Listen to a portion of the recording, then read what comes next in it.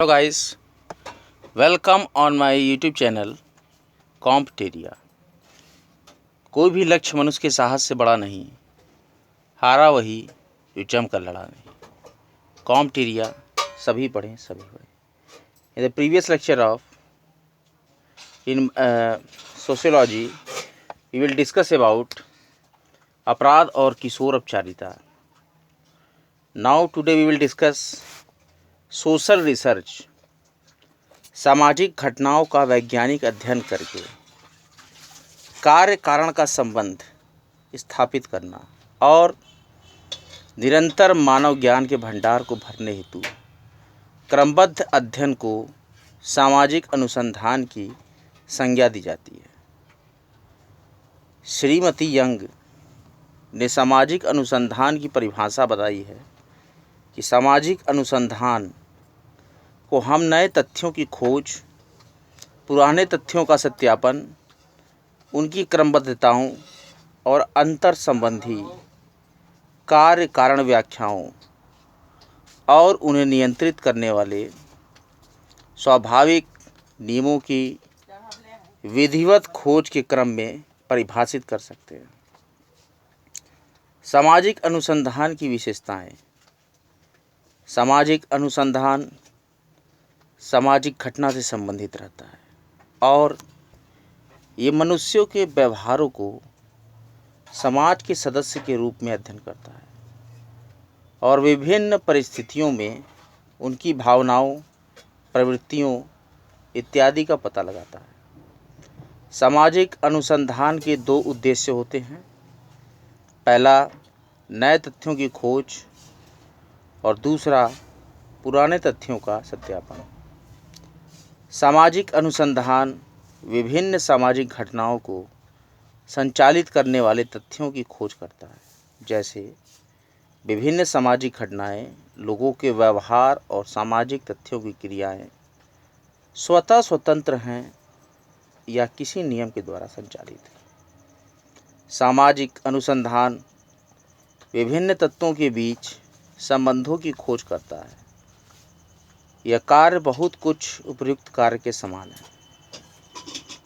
विभिन्न सामाजिक घटनाएं प्रायः स्वतंत्र न होकर एक दूसरे से संबंधित होती है।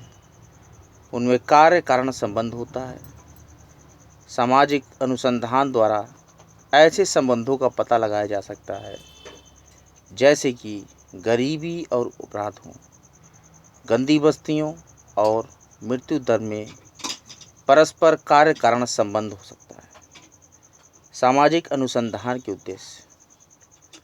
सामाजिक अनुसंधान के विभिन्न उद्देश्यों को हम दो भागों में बांट सकते हैं। पहला है सैद्धांतिक या ज्ञान संबंधी उद्देश्य और दूसरा है व्यावहारिक या उपयोगितावादी उद्देश्य। सामाजिक अनुसंधान या अन्य किसी भी अनुसंधान का प्रमुख उद्देश्य ज्ञान की वृद्धि करना होता है। ज्ञान की पिपासा के कारण अनेक अनुसंधान ऐसी दशा में हुए हैं जबकि उनमें किसी प्रकार के भौतिक लाभ की कोई संभावना न थी। इस प्रकार सामाजिक अनुसंधान का प्रधान उद्देश्य मानव समाज के संगठन, उनकी विभिन्न क्रियाओं, उनको संचालित करने वाले नियमों और विभिन्न तथ्यों के बीच पारस्परिक संबंध ज्ञात करना होता है। सामाजिक अनुसंधान का दूसरा उद्देश्य उपयोगितावादी है। सामाजिक अनुसंधान के प्रेरक तत्व।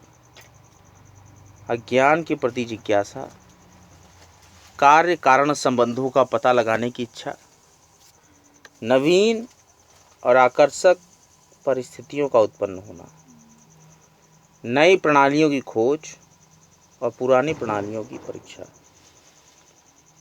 सामाजिक अनुसंधान के प्रकार। सामाजिक अनुसंधान के प्रमुख उद्देश्य खोजना, वर्णन करना और व्याख्या करना होते हैं। इस आधार पर हम अनुसंधान के कई प्रकार कर सकते हैं। अन्वेषणात्मक अनुसंधान, ये अनुसंधान उन विषयों का अध्ययन करता है जिनके विषय में या तो कोई जानकारी नहीं होती है या बहुत कम जानकारी उपलब्ध है। सामान्यतया इस प्रकार का अनुसंधान गुणात्मक होता है, जो कि प्राक कल्पना, निर्माण या प्राक कल्पनाओं और सिद्धांतों के परीक्षण में लाभदायक होते हैं। अन्वेषणात्मक अध्ययन शैक्षिक व्यवस्था की कार्यप्रणाली में कमियां, राजनैतिक अभिजात वर्ग में भ्रष्टाचार, पुलिस द्वारा की जाने वाली ज्यादतियाँ, ग्रामीण निर्धनता आदि जैसी कुछ दीर्घकालीन समस्याओं के लिए भी उपयुक्त होते हैं। अन्वेषी अनुसंधान सामाजिक विज्ञानों में काफ़ी उपयोगी होते हैं, जहाँ कहीं भी अनुसंधानकर्ता नवीन क्षेत्र में प्रयोग करते हैं, वहाँ ये आवश्यक होते हैं, क्योंकि अन्वेषी अध्ययनों की प्रमुख कमी ये है कि ये अनुसंधान प्रश्नों के सही उत्तर शायद ही प्रदान करें। यद्यपि वे अनुसंधान विधियों में अंतर्दृष्टि प्रदान कर सकते हैं, जो कि निश्चित उत्तर प्रदान कर सकते हैं।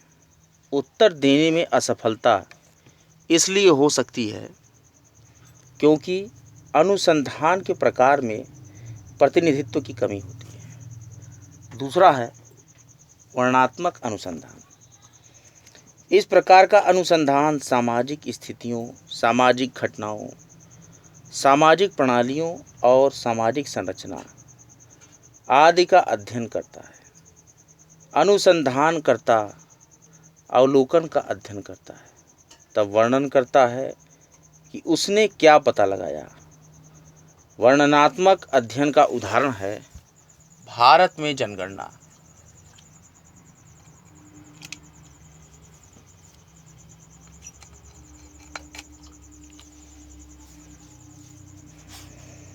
जनगणना के आंकड़े जनसंख्या के साथ साथ विविध राज्यों व समुदायों की जनसंख्या की अनेक विशेषताओं का सूक्ष्म और सटीक से वर्णन करते हैं।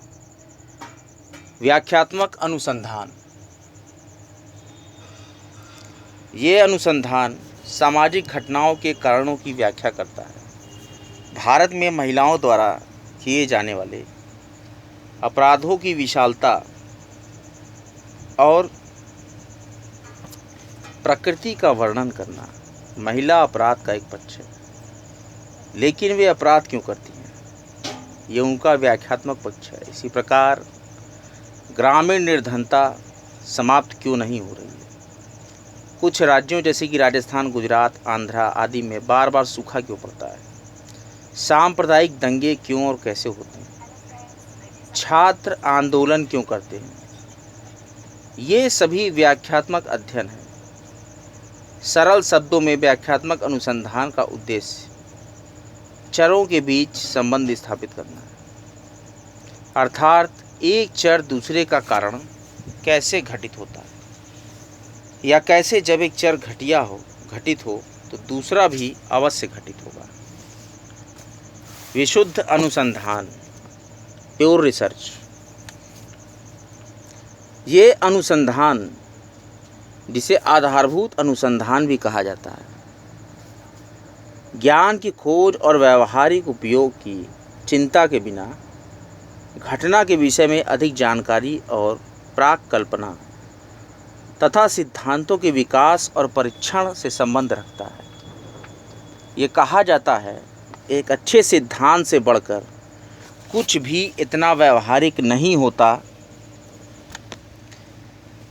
उदाहरण के लिए समूह की सोच, सामूहिक व्यवहार या समूह गतिशीलता के कार्यात्मक से संबंधित सिद्धांत का विकास करना।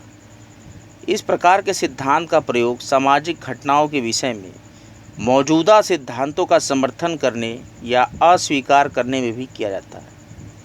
व्यावहारिक अनुसंधान, इस अनुसंधान का प्रयोग व्यावहारिक समस्याओं के निदान के लिए वैज्ञानिक ज्ञान के उपयोग के तरीकों की खोज से संबंधित है। यह सामाजिक और वास्तविक जीवन की समस्याओं के विश्लेषण और निदान पर जोर देता है।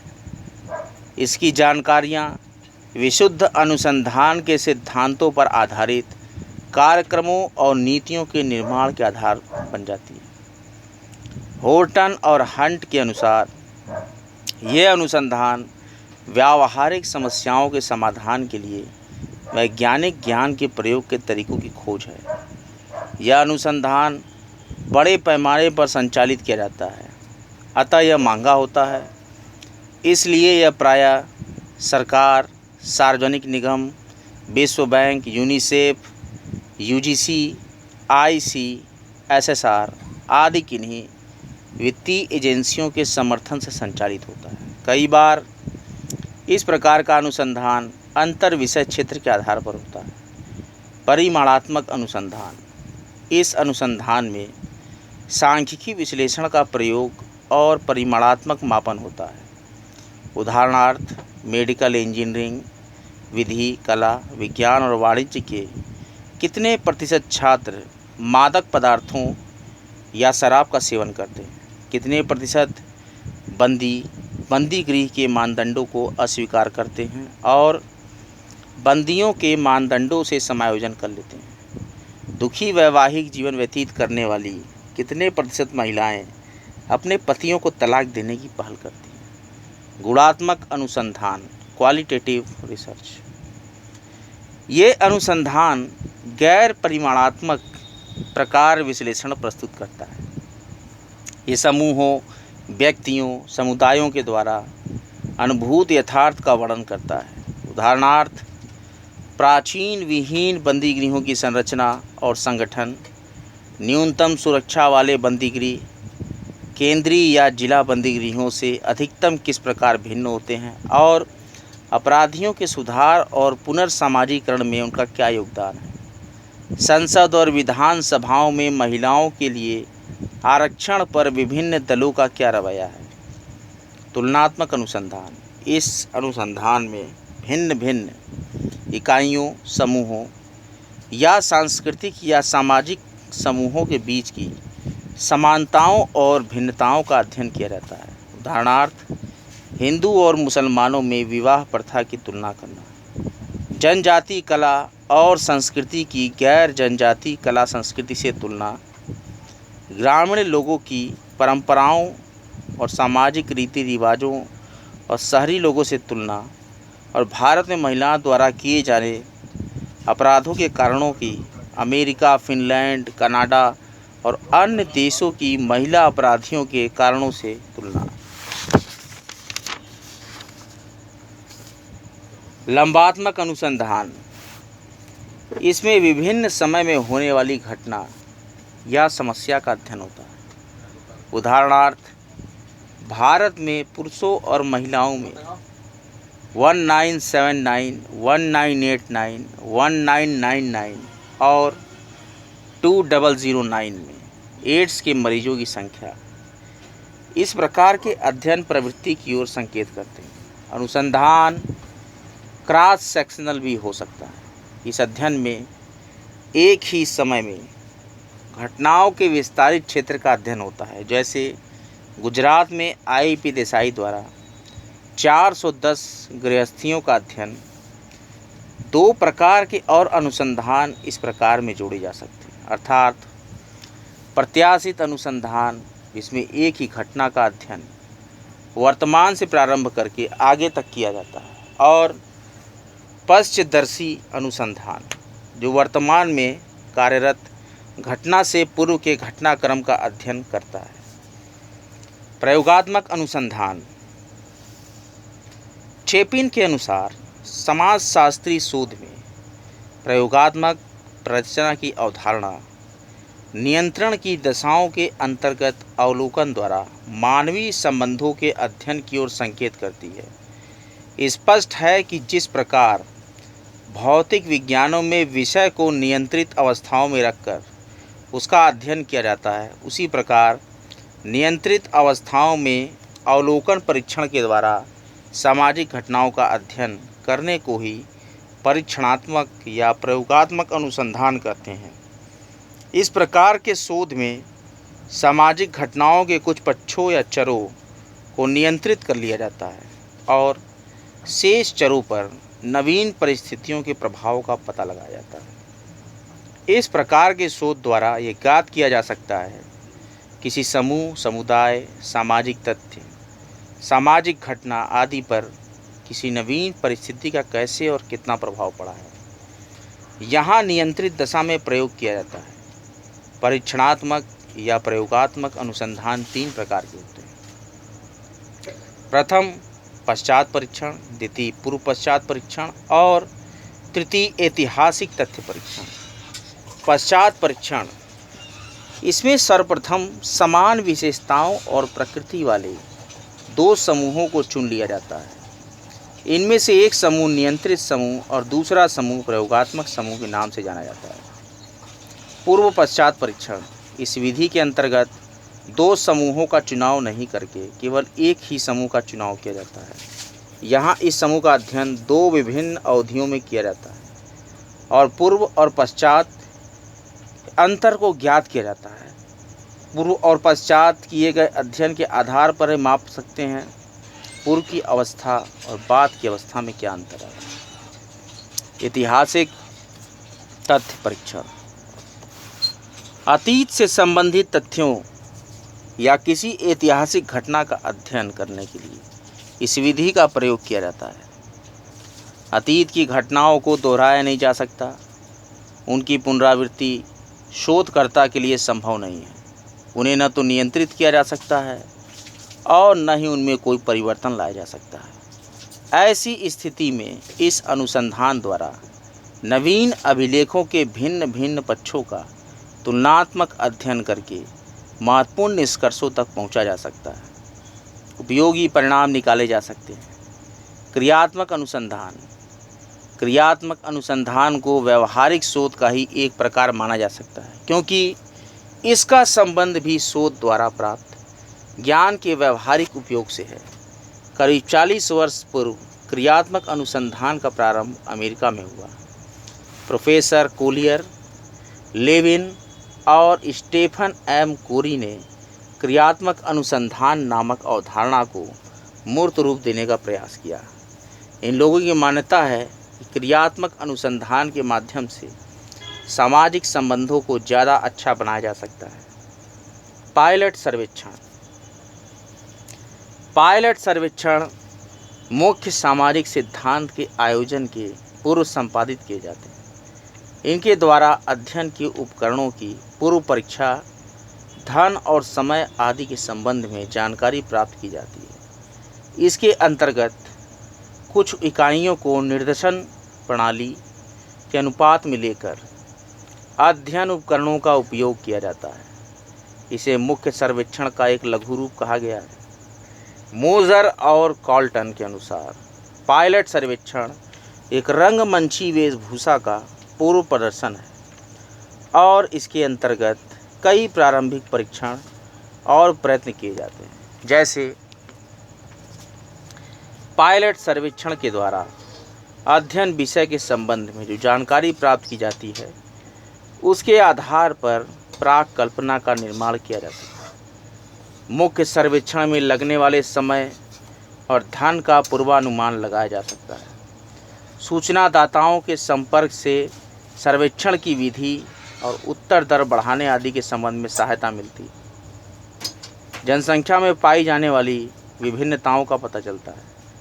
वैकल्पिक उत्तरों के संकेतन, उपकरणों में प्रश्नों की अस्पष्टता, क्रमबद्धता आदि में संशोधन कर लिया जाता है। मुख्य सर्वेक्षण में आने वाली कठिनाइयों का सामना करने के लिए पूर्व तैयारी कर ली जाती है। इसके द्वारा प्रस्तावित क्षेत्र की विशेषताओं की जानकारी मिलती है। पूर्व परीक्षण और पायलट सर्वेक्षण में अंतर। पूर्व परीक्षण और पायलट सर्वेक्षण दोनों ही सामाजिक सर्वेक्षण के पूर्व संपादित किए जाते हैं। इनके प्रमुख अंतर हैं। आकार संबंधी अंतर में पूर्व परीक्षण है। पूर्व परीक्षण का आकार और क्षेत्र सीमित होता है क्योंकि यह मुख्य रूप से पद्धतियों, प्रविधियों और उपकरणों से संबंधित होता है। पायलट परीक्षण पूर्वगामी सर्वेक्षण का आकार और क्षेत्र विस्तृत होता है क्योंकि यह एक लघु सर्वेक्षण है। उद्देश्य संबंधी अंतर। प्रमुख उद्देश्य अध्ययन उपकरणों की उपयुक्तता की जांच करता है। प्रमुख उद्देश्य अध्ययन विषय तथा क्षेत्र के विषय में प्रारंभिक जानकारी प्राप्त करता है। प्रकृति में भेद। इसकी प्रकृति विशिष्टात्मक होती है क्योंकि इसका संबंध पद्धति से है और पायलट परीक्षण में इसकी प्रकृति सामान्यतया होती है क्योंकि सर्वेक्षण के सभी अंगों का अध्ययन किया जाता है। कार्यप्रणाली का अंतर के आधार पर पूर्व परीक्षण केवल अध्ययन उपकरणों के निर्माण और उपयुक्तता की जांच से संबंधित होने के कारण कार्यप्रणाली का आयोजन सरल और सीमित होता है। वहीं पायलट परीक्षण सर्वेक्षण की संपूर्ण कार्यप्रणाली के बारे में जानकारी प्राप्त करने से संबंधित होने के कारण इसका आयोजन अपेक्षाकृत जटिल होता है। सामाजिक अनुसंधान यूनिट को समाप्त करते हुए हम अगली यूनिट में पहुंच गए हैं। निदर्शन या प्रतिचयन, सैंपलिंग। सामाजिक अध्ययनों के लिए समग्र या यूनिवर्स में से कुछ चुनी हुई इकाइयों को प्रतिदर्श या नमूना कहा जाता है, सैंपल कहते हैं। जिस प्रक्रिया से इन नमूनों का चुनाव किया जाता है उस प्रक्रिया को निदर्शन या प्रतिचयन या सैंपलिंग कहते हैं। क्षेत्रीय अध्ययनों में शोध संबंधी आंकड़े दो विधियों से एकत्र किए जाते हैं।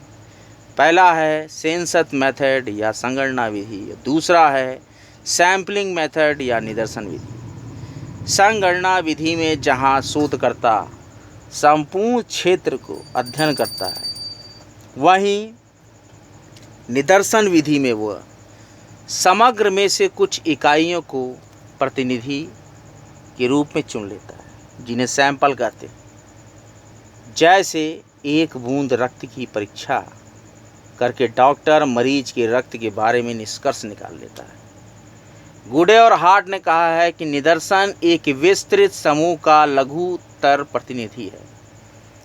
बाउले ने सर्वप्रथम लंदन में घर परिवारों का अध्ययन करने के लिए दैव निदर्शन रैंडम सैंपलिंग का प्रयोग किया था।